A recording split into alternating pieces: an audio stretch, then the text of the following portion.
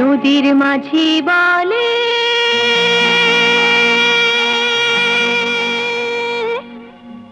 এসো নবী, মাঠের কবি বলে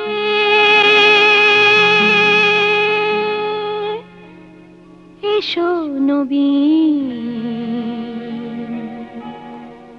দেখেছি দূরে ওই সোনালি দিন, দেখেছি দূরে ওই সোনালি দিন। প্রিয় দর্শক, শুভেচ্ছা সবাইকে। আমন্ত্রণ জানাচ্ছি কৃষি, খামার ও উন্নয়নমূলক অনুষ্ঠান পেট্রোকেম সোনালি দিনে। লাভজনক বাণিজ্যিক আম চাষে যে প্রযুক্তি ব্যবহার করা হচ্ছে আমাদের এই বরেন্দ্র অঞ্চলে, সেটাকে বলা হচ্ছে অতি ঘন পদ্ধতিতে এবং পানি সাশ্রয়ী প্রযুক্তি ব্যবহার করা হচ্ছে এখানে। এই প্রযুক্তিগুলি কিভাবে আমাদের কৃষকরা ব্যবহার করছে, এই সার্বিক বিষয়গুলি নিয়ে আমরা আমাদের আজকের প্রতিবেদন উপস্থাপন করব। এখানে এই প্রযুক্তির মাধ্যমে কিন্তু একদিকে আমাদের কৃষকরা যেমন আম চাষে লাভবান হচ্ছেন, পাশাপাশি প্রাকৃতিক পরিবেশে আমের বাগান করে আর তারা সবুজায়ন করছে। তো চলুন দেখা যাক এই সার্বিক বিষয় নিয়ে আজকের প্রতিবেদন।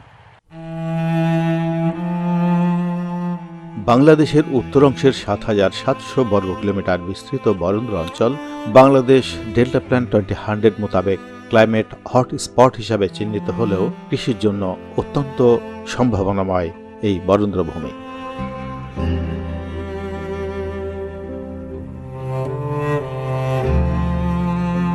উত্তর পশ্চিমের বরেন্দ্র অঞ্চল খরা, পানি সংকট আর কঠিন প্রকৃতির সঙ্গে যেন প্রতিদিনের লড়াই।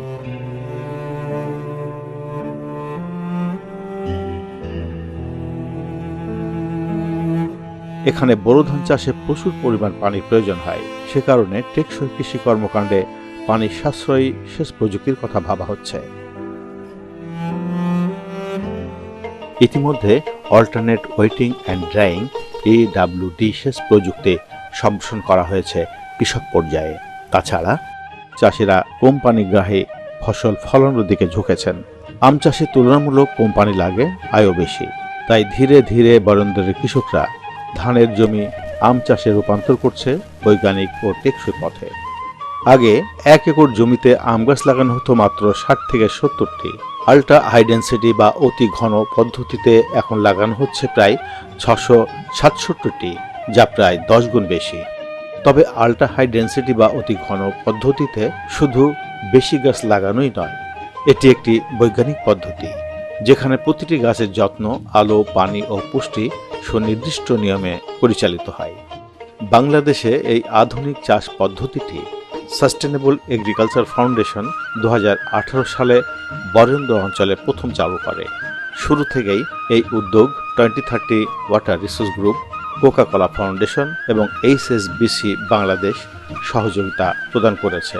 প্রিয় দর্শক, অতি ঘন পদ্ধতি এবং ড্রিপ ইরিগেশন পদ্ধতিতে লাভজনক বাণিজ্যিক আম চাষের যে প্রযুক্তি আমাদের এই উত্তর অঞ্চলের রাজশাহী, চাঁপাইনবাবগঞ্জ এই এলাকায় শুরু হয়েছে, সেখানে কিছু প্রযুক্তি রয়েছে। যেমন আপনি গাছটাকে কতটুকু রাখবেন, তারা বলছে এটাকে ম্যান হাইটে, অর্থাৎ 5 থেকে 7 ফিটের মধ্যে গাছগুলিকে রাখতে হবে, কী ধরনের জাত নির্বাচন করতে হবে এবং ট্রেনিং প্রনিং কী হবে, এই বিষয়গুলো আমাদের জানা খুবই দরকার। এই সার্বিক বিষয়গুলো আমরা একটু আপনাদের দেখাতে চাচ্ছি। অতি ঘন পদ্ধতি বা আলট্রা হাই ডেন্সিটি পদ্ধতিতে চারা রোপণের জন্য প্রথমে আমাদের ভালো মানের একটা চারা নির্বাচন করতে হবে। প্রথম ক্রাইটেরিয়া হচ্ছে এই চারাটা হতে হবে অবশ্যই 12 ইঞ্চির নিচে গ্রাফটিং করা। এটা করার পরে আমাদেরকে প্রথমে সিলেকশন করার পরে এটা গাছটা লাগানোর পরে গাছটা লেগে গেল, তারপরে আমার এখান থেকে ধরলাম 12 ইঞ্চি আছে। জি, এই যে কলমের জায়গাটা, জি 12 ইঞ্চি পরে আমরা দেখবো যে আস্তে আস্তে গাছ বড় হচ্ছে এবং নতুন পাতা বের হচ্ছে।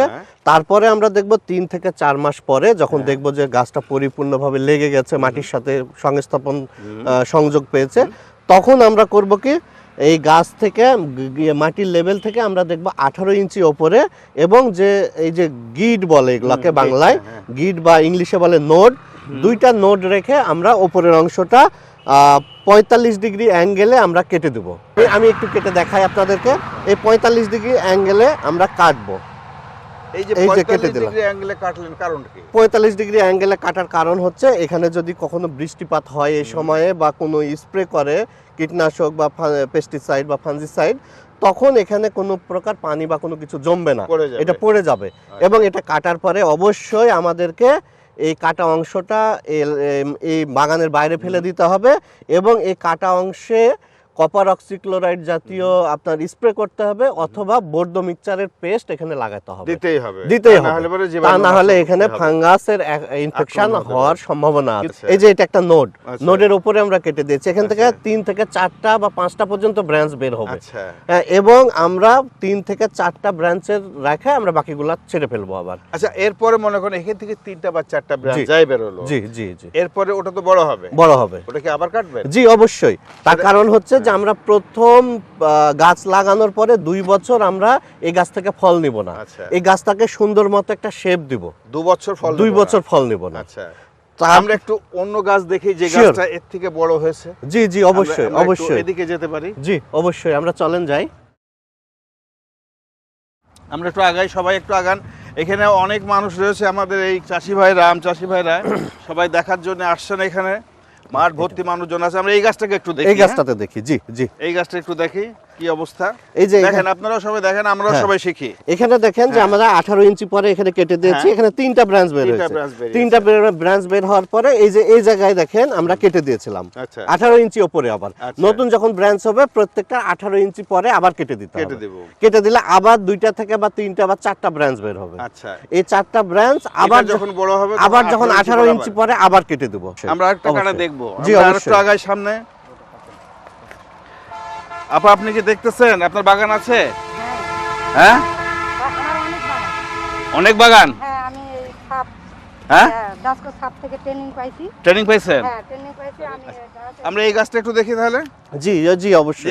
এটা তো অনেক বড় হ্যাঁ, হয়েছে। হ্যাঁ, এই যে এই ব্রাঞ্চটা দেখেন, এখানে কিন্তু প্রথম কাটিংটা করেছিল এই যে এখানে। আচ্ছা। এখানে পরে 2টা ব্রাঞ্চ বের হয়েছে। আচ্ছা 2টা ব্রাঞ্চ বের হওয়ার পরে এটা কিন্তু 18 ইঞ্চির উপরে হয়ে গেছে। আচ্ছা এখন আমরা এখানে একটা নোট দেখে আমরা এটা কাটিং করে দেব। আচ্ছা, এখানে নোট নোট দেখা যাচ্ছে। নোট দেখা যাচ্ছে। এই যে জি একটা জি জি, গেট এখানে একটা গিট আছে। এখানে দেখা যাচ্ছে। গিটের উপরে আমরা আবার সেই 45 ডিগ্রি অ্যাঙ্গেলে হ্যাঁ। হ্যাঁ এখানে কেটে দেব, এইভাবে কেটে দেব আচ্ছা, অ্যাঙ্গেল এখান করে। থেকে এখন কয়টা বের হবে? এখান থেকে আবার 3টা থেকে বা 4টা বের বের হবে হবে। বের হবে। এরপরে এরপরে আবার যখন 18 ইঞ্চি ক্রস করে যাবে, গাছ পাতার ডালটা একটু ম্যাচিউরড হবে, তখন আবার আমরা কেটে দেবো 18 ইঞ্চি এই যে পরে। আমরা কাটবো, কাটতে কাটতে মনে করুন 2 বছর পার হয়ে গেল, জি, এখন ফল আসা শুরু ফল হবে। আসা শুরু হলো। আচ্ছা, যখন ফলটা আসবে, জি, এই ফল আসার পরে আমরা আবার কখন কাটবো? ফল হারভেস্ট করার বা সংগ্রহ করার এটা সপ্তাহ 10 দিন বা 15 দিনের মধ্যে এটাকে আপনাকে কেটে দিতে হবে। আচ্ছা, এই গাছটা মনে করেন যে 3 বছর 4 বছর ফল নেওয়ার পরে জি, এই গাছ তো আমার মাথার ছেড়িয়ে উপরে চলে জি, যাবে। জি। আমি উঠতে দিব নাকি আবার ওইটাকে ছেটে উঠতে দিব না, ম্যানহাইটে রাখার চেষ্টা? প্রত্যেক 5 বছর পর পর আমরা হার্ড প্রুনিং করব। আচ্ছা, হার্ড প্রুনিং বলতে প্রুনিংটা কি একটু হার্ড বুঝাই বলেন প্রুনিং বলতে আমাদেরকে? আমরা যদি আমরা হ্যাঁ। একটু 5 বছর বা 6 বছর বয়সী যে গাছগুলো যাব, হ্যাঁ। সেগুলোতে আমরা দেখলে আমরা বুঝতে পারবো আপনাকে। আচ্ছা। সেটা হচ্ছে যখন একটু গাছটা দেখবো হাইট চলে গেছে উপরে হ্যাঁ। এবং মোটা ডালটাও মোটা হয়ে গেছে, ওই মোটা ডালটাও আমরা কেটে দেবো, কেটে দিব। যেন আমাদের 7 ফিট বা 8 ফিটের উপরে গাছটা না যায়। বরেন্দ্র অঞ্চলের প্রতি ফোঁটা পানি অমূল্য। বিশেষ করে আল্ট্রা হাই ডেনসিটি আম বাগানের জন্য ড্রিপ ইরিগেশন অত্যন্ত গুরুত্বপূর্ণ। এতে পানি সরাসরি গাছের গোড়ায় পৌঁছায়, অপচয় প্রায় শূন্য। একই সঙ্গে ফার্টিগেশন ব্যবস্থায় সারও সঠিকভাবে দেওয়া যায়, ফলে ফলন বৃদ্ধি পায় এবং খরচ কমে। ড্রিপ ইরিগেশন ব্যবহার করে শুধুমাত্র পানি বাঁচে না, বরং ভূগর্ভস্থ জল স্তরও রক্ষা পায়। এখানে আল্ট্রা হাই ডেনসিটি পদ্ধতিতে যে আমের বাগানটা করা হয়েছে না, এটাতে একরকম পরিচর্যা হচ্ছে, আপনারা করাচ্ছেন, শেখাচ্ছেন আমাদের কৃষকদেরকে। আমরা পাশে কিন্তু দেখতেছি আর একটা বাগান আছে। এটা কি হাই ডেনসিটি পদ্ধতি নাকি এটা অন্য কোনো পদ্ধতি? এটা আসলে আমরা ক্রাপ প্রকল্পের মাধ্যমে কৃষকদের ক্যাপাসিটি বিল্ডিং করছি কিভাবে অতি ঘন পদ্ধতিতে আম চাষ করতে হবে আচ্ছা, এবং কোন কোন জাতগুলো সিলেকশন করতে হবে, পাশাপাশি পরবর্তী পরিচর্যা কিভাবে কাটিং করতে হবে, মানে প্রুনিং এবং ট্রেনিং করতে হবে, আচ্ছা, যাতে আচ্ছা। গাছকে একটা নির্দিষ্ট শেপে দেওয়া যায়। আচ্ছা, তো এই ট্রেনিং প্রুনিং এবং এই যে আল্ট্রা হাই ডেনসিটি বাগানের আমাদের কৃষকের বাগানের সফলতা দেখে এই এলাকার হাজারো কৃষক ঠিক এইভাবে ঘন পদ্ধতিতে বা অতি ঘন পদ্ধতিতে আম গাছ লাগাচ্ছে। আচ্ছা, কিন্তু যেহেতু তারা কোনো প্রশিক্ষণ পায়নি এবং তাদের আচ্ছা। একটা জ্ঞানের অভাব আছে, আচ্ছা। এই কারণে তারা কিন্তু সঠিকভাবে ট্রেনিং এবং প্রুনিং করছে না। তারা যে আম গাছ এখানে করছে, করার পর গাছটা অনেক বড় হয়ে গেছে, অনেক বড় হয়ে গেছে, ঝোপালো হয়েছে, ডালপালা এক গাছের সাথে আরেক গাছে লেগে গেছে। জি জি, ডালপালা এক গাছের সাথে আরেক গাছে লেগে গেছে এবং দেখা যাচ্ছে যে একটা বুশি ঝোপালো অবস্থায় এখানে হয়ে গেছে। হওয়ার পর এখানে যেটা দেখা যাচ্ছে যে যখন আম ধরবে তখন তো একটা কিছু পরিচর্যা আছে, স্প্রে করা বা ব্যাগিং করা বা আলো বাতাস সঠিকভাবে বাগানের ভিতর প্রবেশ করা, এগুলো হচ্ছে এই বাগানগুলোতে হচ্ছে না। আচ্ছা, না অসুবিধাগুলো কি হচ্ছে? ফলন আমাদের সঠিক হচ্ছে না, এটা হচ্ছে প্রধান সমস্যা। দ্বিতীয়ত আলো বাতাস পাচ্ছে না, যেহেতু পোকামাকড়ের আক্রমণও এখানে বেশি হবে। আচ্ছা, হ্যাঁ, তো টোটাল উৎপাদন খরচ বেড়ে যাচ্ছে। তারা যেহেতু পোকামাকড়ের আক্রমণ হচ্ছে, বেশি করে কীটনাশক দিচ্ছে, আমের সাইজ ইউনিফর্ম হচ্ছে না, সবকিছু মেলায় তারা আর্থিকভাবে ক্ষতিগ্রস্ত হচ্ছে। ক্ষতিগ্রস্ত হওয়ার ফলে তাদের ভিতরে একটা ধারণা আসতেছে যে আসলে এই প্রযুক্তিটি সঠিক না। মানে প্রযুক্তিটা ঠিক আছে কিন্তু আমি অ্যাপ্লাই করতে পারছি না, বিধায় আমার কাছে মনে হচ্ছে যে প্রযুক্তিটা অনেক ফেল করলো, আমার এই প্রযুক্তিতে কাজ হবে না। এটা কৃষকদের ধারণা হয় অনেক সময়, তাই না? জি।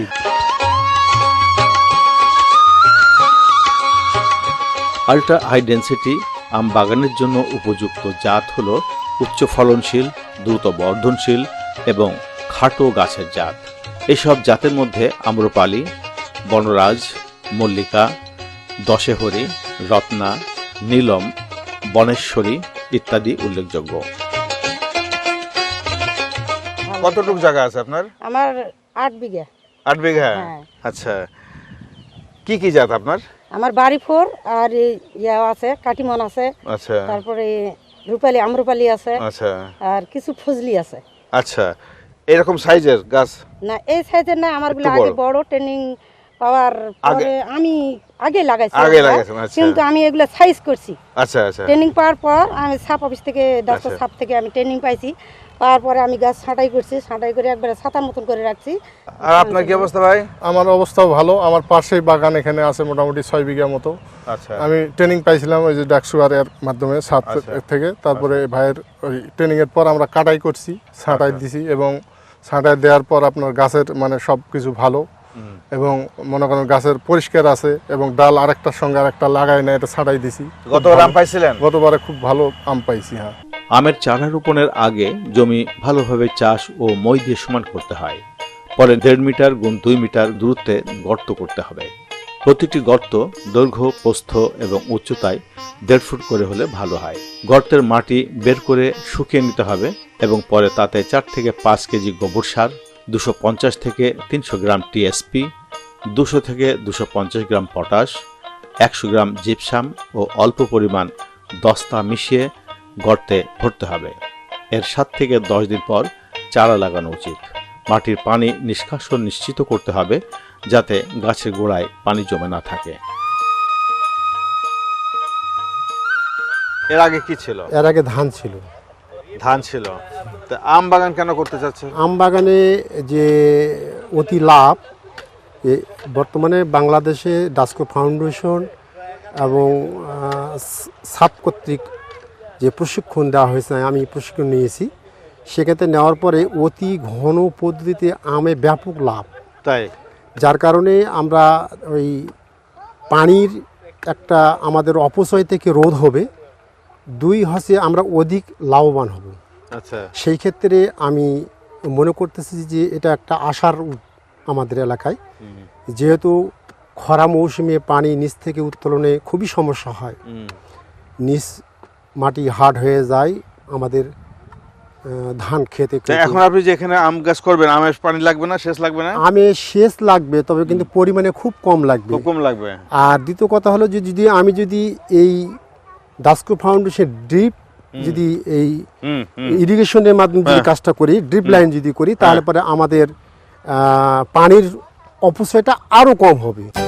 আল্ট্রা হাই ডেনসিটি আম বাগান কার্বন ক্রেডিটের সম্ভাবনা তৈরি করে এবং পরিবেশের জন্য অনেক উপকারী। এটি মাটি ও জল সম্পদের সুষ্ঠু ব্যবহার নিশ্চিত করে, বায়ু ও জল দূষণ কমায় এবং জীববৈচিত্র্য রক্ষা করতে সাহায্য করে।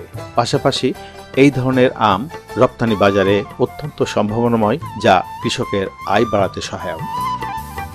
আলট্রা হাই ডেন্সিটি বা অতি ঘন পদ্ধতির আম বাগান সৃজন করতে এই যাবৎ 8,216 জন আম চাষিকে প্রশিক্ষণ দেওয়া হয়। তাছাড়া 25 জন উদ্যোক্তাকে ফার্মার্স হাব পরিচালনার প্রশিক্ষণ দেওয়া হয়। ফার্মার্স হাব উচ্চমানের চারা উৎপাদন করে, যা আলট্রা হাই ডেন্সিটি আম বাগানের জন্য সম্পূর্ণভাবে উপযুক্ত। তাছাড়া কৃষকরা প্রয়োজনীয় পরামর্শ করতে পারেন ফার্মার্স হাব থেকে। ফার্মার্স হাব স্থানীয় কৃষকদের একটি ওয়ান স্টপ সার্ভিস সেন্টার সমান। হাব প্রতিষ্ঠায় প্রাধান্য দেওয়া হয় প্রান্তিক চাষিদের নিকটস্থ যাতায়াত সুবিধা আছে এমন গ্রামীণ পরিবেশে। কর্ম এলাকায় এই ধরনের 25টি ফার্মার্স হাব থেকে চাষিরা পরামর্শ পাচ্ছেন, মানসম্পন্ন ও ন্যায্য মূল্যে কৃষির যাবতীয় উপকরণ পাচ্ছেন এবং উৎপাদিত কৃষিপণ্য বিক্রি করতে পারছেন।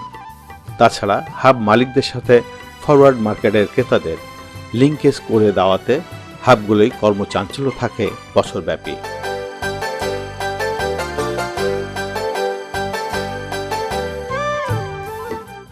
আমি মূলত কৃষক ছিলাম।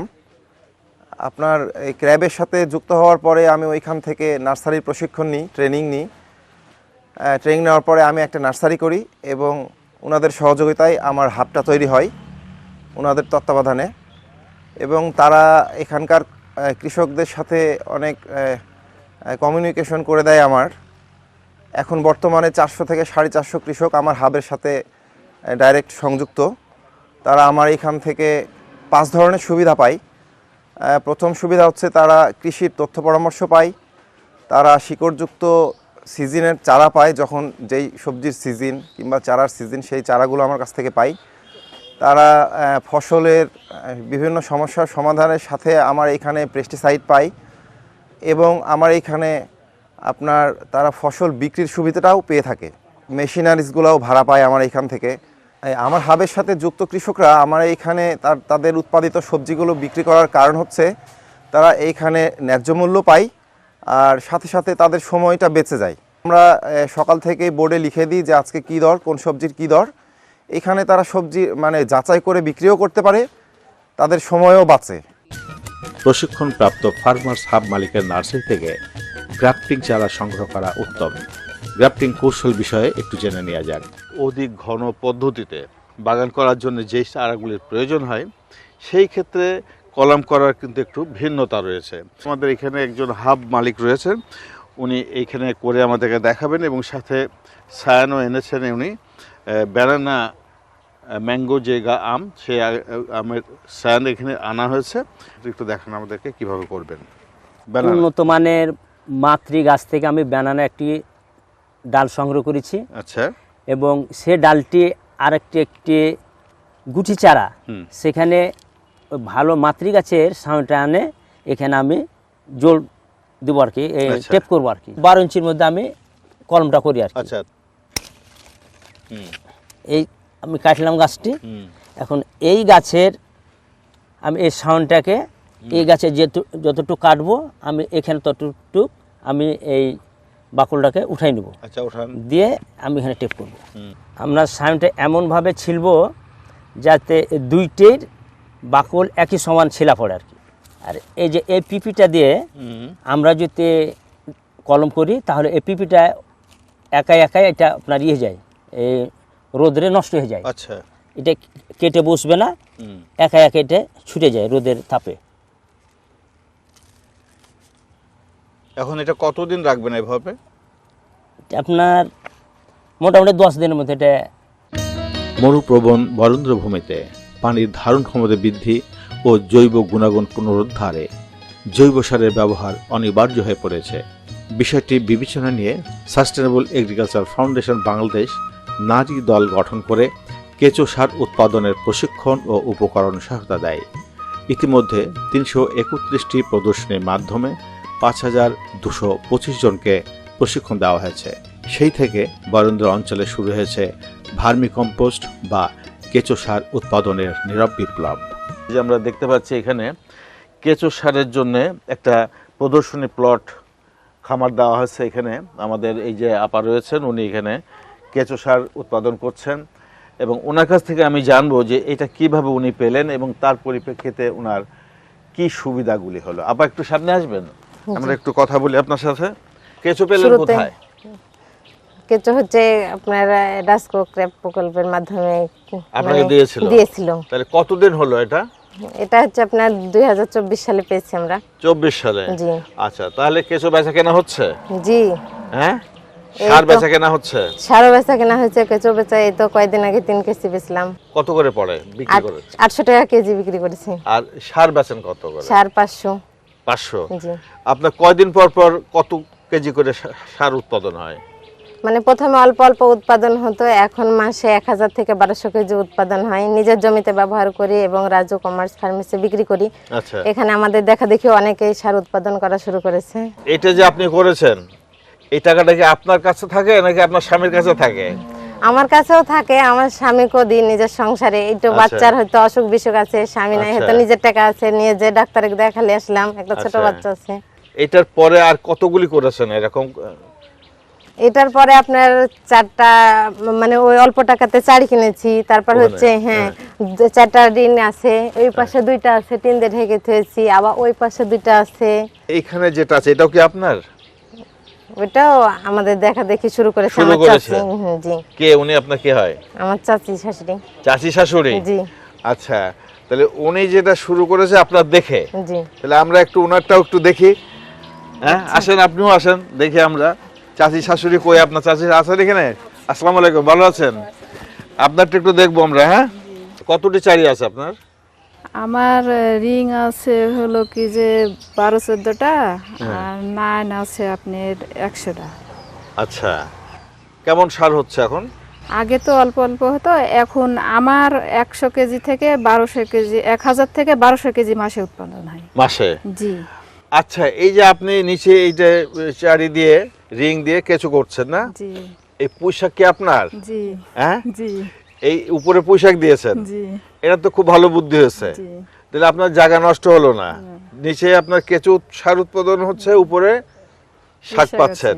আপনাদের কি সবারই এরকম কেঁচো সারের প্রজেক্ট আছে? জি, আমাদেরও ভার্মি কম্পোস্টের। আমি তো ট্রেনিং প্রাপ্ত ছিলাম না, তো এনারাই ট্রেনিং দেওয়ালো, মানে হাতে দেখে চোখে মানে হাতে কলমে দেখাই দিল কিভাবে করতে হয়, তাই না? হ্যাঁ, তারপরে শুরু হয়ে গেল। শুরু হওয়ার পরে এখন আমার প্রায় 3 থেকে 400 কেজি মাসে বিক্রি করি। আচ্ছা। আর আমার দেখা দেখে আবার আরো অনেকে জায়গায় তো আমাদের বাসালে, আর এরাও আরো বললো যে আসলে আপনাদের করা দরকার, কারণ যখন এদের চাহিদা থাকে ধরেন যে 2000 কেজি, তখন তো এরা দিতে পারে না, তখন আপনাদের থেকে এরা এই যে আপনারা ঘরে ঘরে সবাই যে কেঁচো সার তৈরি করছেন আপনারা, তাহলে এই কেঁচো সার তৈরি করতে গেলে তো গোবর লাগে। এই গোবরের জন্য গরু লাগে। তা আপনাদের কি গরু সবার আছে? না, সবার গরু নাই। তারা কি করে? তারা যে কিনে নেয়, আমিও কিনে নিই। কিনে আনেন? জি। আচ্ছা, যদি গরু থাকতো তাহলে কিনতে হতো না, টাকাটা আমাদের বেশি, আরো সংসারে বেশি আয় হতো। এই যে আপনারা কেঁচো সার বিক্রি করছেন, টাকা জমে কি গরু কেনা যায়? সেরকম ইচ্ছা কি আছে? জি, সেরকম ইচ্ছা আছে, কিন্তু জমে কি কিনা যায়, কিন্তু আমরা যে রাখতে পারি না, যে সংসারে দরকার হয়। আচ্ছা। বরেন্দ্র মাটিতে এখন নতুন জীবনের হাসি। প্রযুক্তি, পরিশ্রম আর সহযোগিতার মেল বন্ধনে গড়ে উঠেছে এক টেকসই কৃষি সমাজ।